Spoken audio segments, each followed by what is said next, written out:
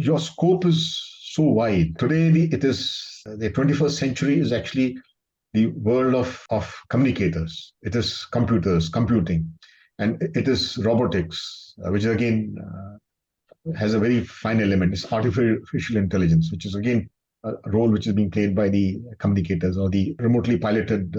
There again, communications play a very important role. So your horizon is very vast. Now a question will come, will you be exposure to all these?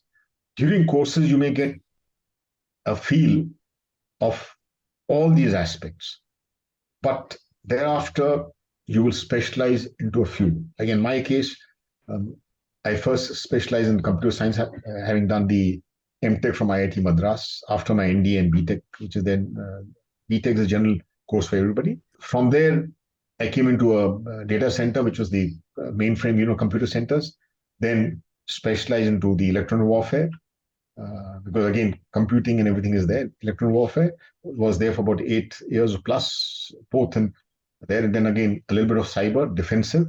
Offensive cyber is what you call that, hacking and things like that, disruption, which is there. It's a little different, but certainly the defensive cyber to protect your own systems is there. You get an exposure, got an exposure there. And of course, as ESCON director, rolling out of the entire infrastructure and setting up the clouds. So you see an officer will have a experience in all, but he will specialize into a certain aspects, right? And as you grow, you'll specialize in that.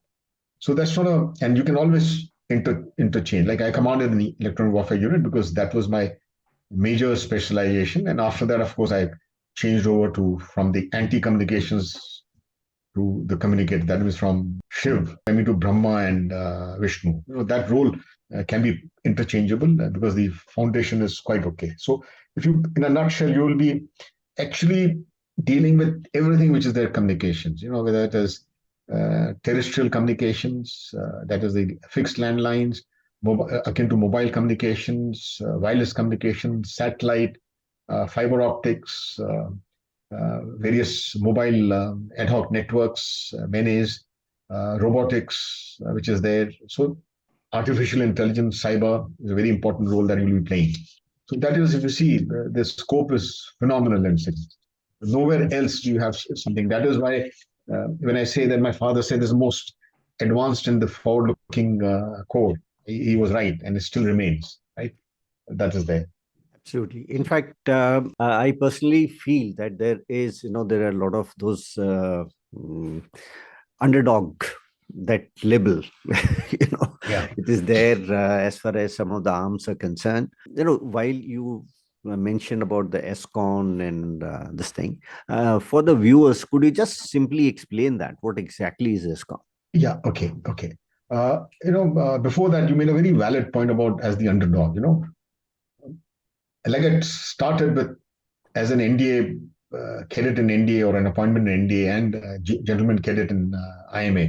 You're more into that glamour of uniform, right? So if the glamour actually is in infantry, the glamour is in the armored, because you are actually in the thick of the battle. You're risking your life. You're there. You're in contact all the time. So that is where the glamour lies. Or like, for example, para commandos have a different glamours. When I say commandos, I'm talking about all the special forces. No, they have a different glamour. It's a different breed. Similarly, fighter jet pilots, transport hepters, attack hepters, they all have a different there. So it's not that any of them are underdogs, but yes, if you want to have a life of glamour, everything, it is there. So that is where you're going to make a choice. If you join signals, you would be behind the scenes doing a very important job.